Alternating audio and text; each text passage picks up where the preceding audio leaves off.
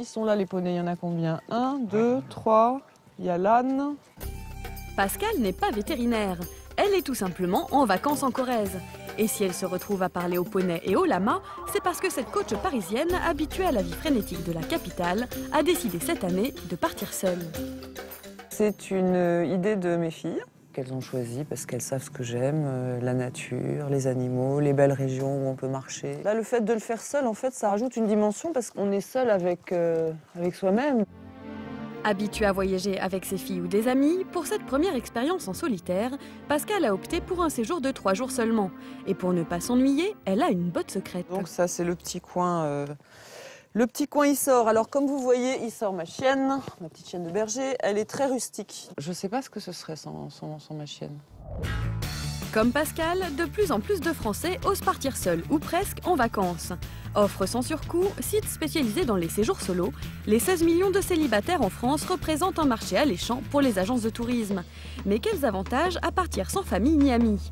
Hervé Magnien, psychothérapeute et coutumier des vacances en solo, nous répond. Quand on part avec quelqu'un, on a le plaisir avec ce quelqu'un, c'est plus ou moins sécurisant. On peut partager des choses avec ce partenaire, ou ce mari, ou cette femme, etc., ou un ami, ou un groupe. L'intérêt du voyage en solitaire, c'est d'oser vaincre des peurs, d'être à l'écoute de ses rêves et de les réaliser. C'est aussi de pouvoir découvrir des gens. Bonjour.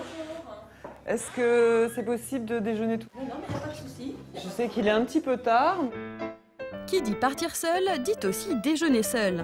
Pour notre Parisienne, c'est encore une grande première. Mais Pascal est de nature optimiste. Alors rapidement, elle trouve des avantages à la situation. On fait des économies d'argent et de temps, oui. C'est-à-dire qu'en fait, moi, là, je vais manger de quoi repartir en balade. Genre, je commande un plat, je m'autorise un petit verre de vin. C'est vrai que si on était plusieurs, on resterait sans doute 1 heure à table et on prendrait une bouteille, on prendrait fromage, dessert. Des additions moins salées donc, mais pas seulement. Quand on n'a personne à qui parler de la journée, on saute sur toutes les occasions qui se présentent. J'ai vu qu'il y avait pas trop loin, il y a des cascades. Vous êtes à pied ou en voiture? Parce que les cascades des Jarreaux, ça se trouve à 7 km d'ici. C'est une super balade à faire, quoi. Le fait d'être seul, ça nous oblige à être totalement tournés vers l'extérieur et non pas ce qui nous préoccuperait si on était une bande d'amis ou si j'étais avec les enfants où on parlerait de nos affaires. En fait, là, on est totalement tourné vers la région qu'on est en train de visiter, vers les personnes qu'on rencontre. Allez, on y va, on va balader. Suivant les bons conseils des restaurateurs, Pascal part à la découverte de la région. Après 2 heures de marche, elle paraît complètement dans son élément, bien loin de son quotidien parisien. Il sort, viens, tu vas pouvoir te baigner. En fait, ça paraît idiot, je regarde la pluie qui tombe, la rivière qui coule, et je me dis que j'ai aucune envie de rentrer à Paris. Je profite de chaque seconde et je m'émerveille et je retrouve mon âme d'enfant. Et je crois que la vie est plus ici que derrière mon PC, franchement. Seul au monde et malgré la pluie, Pascal s'abandonne complètement. Mais il n'y a pas que les célibataires qui succombent aux sirènes des vacances en solo. Ouais, Clarisse, allez, viens. On va se calmer un peu, tu sais, là, il commence à être 18 h. Allez, tu vas t'asseoir pendant que ta sœur, elle finit les devoirs. Mère de 2 jeunes enfants, Karine jouit rarement de moments de répit. Alors depuis 3 ans, elle s'offre régulièrement des parenthèses d'oxygène en partant seule. C'est fatigant, c'est pour ça que de temps en temps, je peux m'évader soit pour un week-end en entier, soit le plus long, ça a été 1 semaine, quoi. Voilà, donc je ferais bien plus de temps en temps, mais voilà. Randonnée, stage de yoga, lors de ses courts séjours, elle oublie son quotidien pour enfin ne penser qu'à elle. C'est un lâcher-prise, c'est une décompression totale, c'est prendre son temps, c'est s'inquiéter de rien. C'est pendant 1 semaine retrouver un peu peut-être ma jeunesse, je sais pas. Mais ces vacances en solo ne font pas vraiment l'unanimité.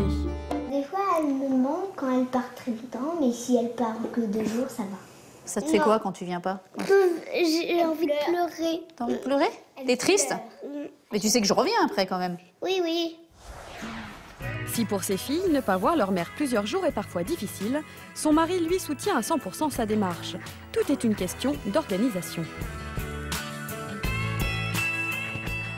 On fait ce qu'il y a à faire, quoi. Les repas, les activités des enfants, si à l'école, les amener à l'école. On va dire, je réduis un peu plus mon activité professionnelle pour m'occuper plus de la vie active de la maison. Je ne culpabilise pas du tout, en fait, puisque comme je l'ai déjà dit, ça fait 1 semaine sur 52 semaines, donc sincèrement, pour juste 1 semaine, non, ça me fait du bien. Puis je sais que mon mari est là pour bien s'occuper des filles. Mais laisser son conjoint partir seul sans surveillance, n'est-ce pas un peu difficile?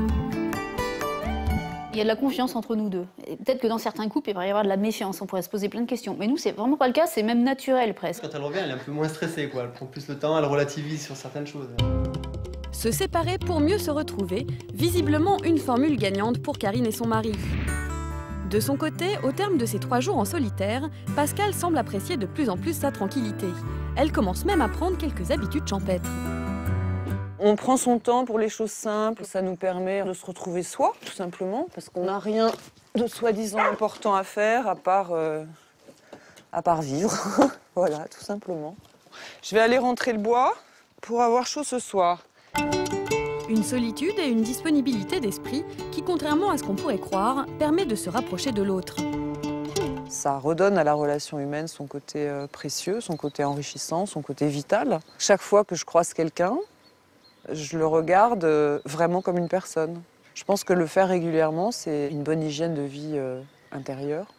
L'expérience est donc positive pour Pascale.